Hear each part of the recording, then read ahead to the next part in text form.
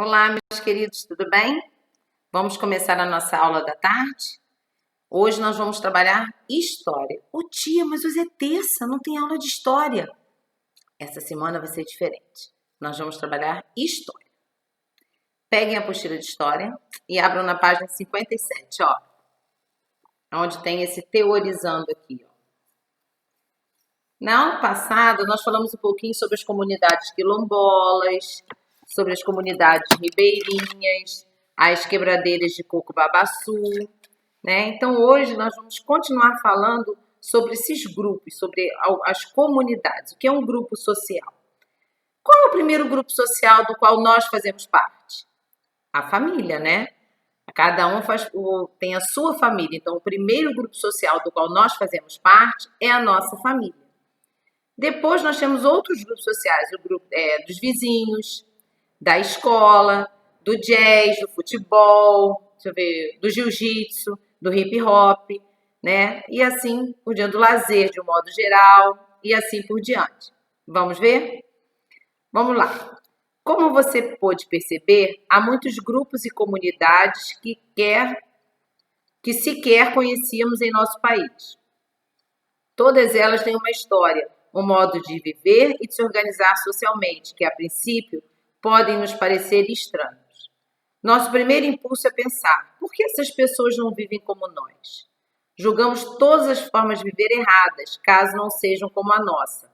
Mas precisamos praticar a compreensão e a compaixão, sabendo que o diferente é só mais uma forma de ver o mundo. Podemos notar que esses grupos realizam trabalhos diferentes para se manter e se organizam de formas distintas, em grupos só de mulheres, em comunidades afrodescendentes, ao longo de rios, etc. Apesar das diferenças, essas comunidades se organizam socialmente de uma maneira semelhante ao resto do Brasil, em grupos. Há grupos de pessoas que trabalham no mesmo local, grupos religiosos, grupos nas escolas e etc. A quais grupos você pertence? Como você se relaciona com cada um? No final da página 58 tem o teorizando. A formação do nosso país é bastante complexa, não é mesmo? Há povos de diversos países que formam bairros e grupos, cada um com sua identidade, características e hábitos. Pertencentes a esses grupos também, e hábitos, assim como você, as pessoas pertencentes a esses grupos também vão à escola, possuem algum tipo de crença, trabalham, têm amigos, etc. E assim como eles, você também pertence a um ou mais grupos. O teorizando da página 59, pessoal. Nós, seres humanos, somos criaturas sociais, ou seja, precisamos viver em sociedade. Por exemplo, quando bebês, aprendemos a falar devido à nossa relação com adultos. À medida que vamos crescendo, nos ensinam o que é certo e o que é errado, como se comportar, como ser educado, o que podemos ou não fazer e etc. É a sociedade que dita como devemos viver, e é vivendo nela que aprendemos a nos relacionar uns com os outros. Sem outros seres humanos, seríamos incapazes de crescer, aprender, questionar, evoluir, desenvolver, sermos felizes, etc. Nas comunidades apoiadoras de flores, por exemplo, as crianças aprendem desde cedo que as flores são importantes para eles e que devem conviver com os adultos para aprender o ofício. O nosso aprendizado e a nossa socialização ocorrem dessa mesma forma, a partir do relacionamento com outras pessoas. Quando nascemos, o primeiro grupo social com que nos relacionamos é a nossa família.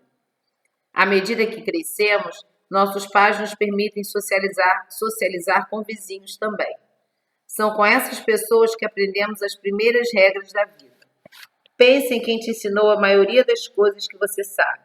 Olhar para os dois lados antes de atravessar a rua, não conversar com desconhecidos, não sair sozinho e etc.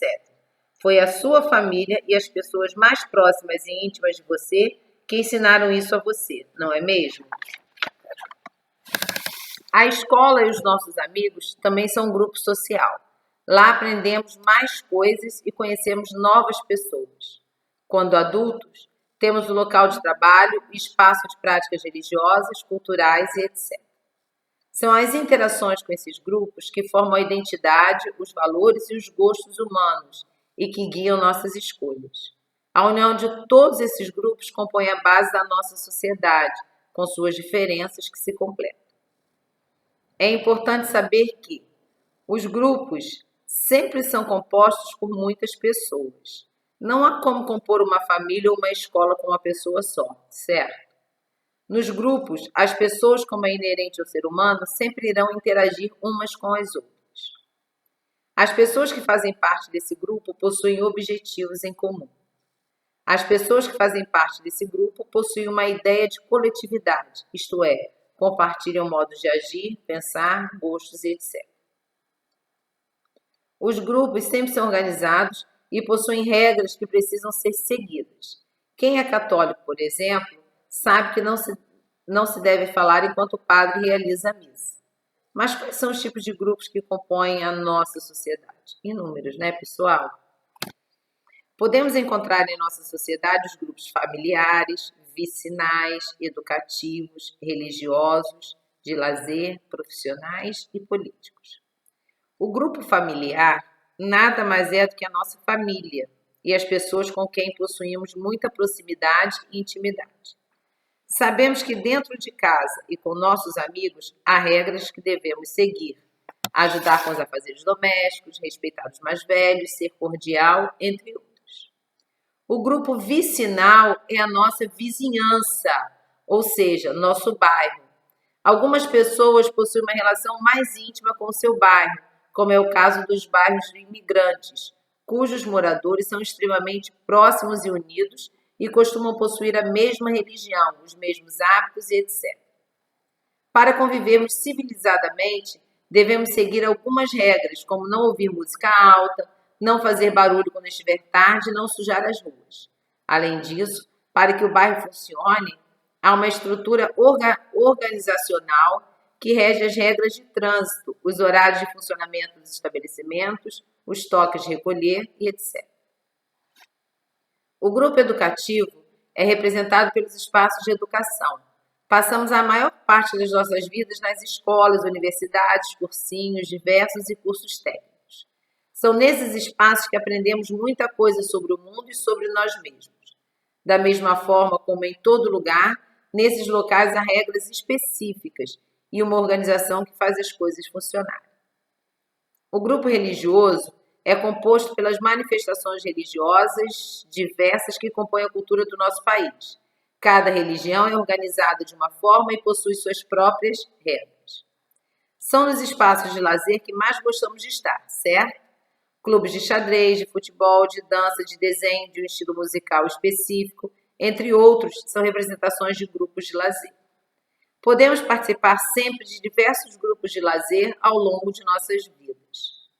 Os grupos profissionais são aqueles compostos pelas pessoas com quem nos relacionamos em nosso trabalho, e os grupos políticos são aqueles com quem nos relacionamos em nossa vida política, quando nos juntamos a um partido ou a um grupo que luta a favor de determinadas causas sociais.